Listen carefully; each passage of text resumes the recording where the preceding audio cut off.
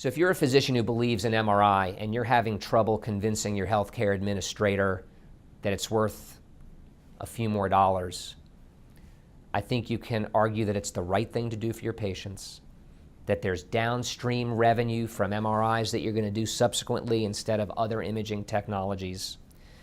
You may pick up diagnoses earlier and save more money anyway.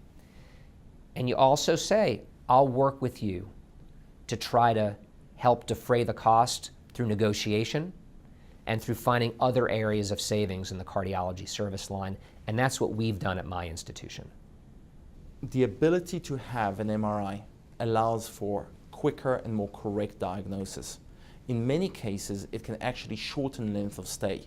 In situations where doing an MRI allows one to get a diagnosis quickly and painlessly, that can shorten length of stay and also reduce cost, as opposed to having an inconclusive exam or needing to wait a day in order to schedule an invasive exam such as a myelogram or an ERCP.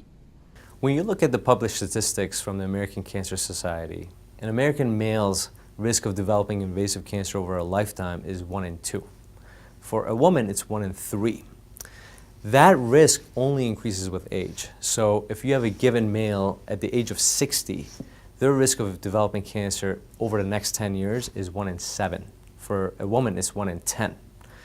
So for a given clinician to decide that my patient will not need a cancer-based MRI scan in the next 5, 10, 15 years is at best of questionable judgment and probably not realistic.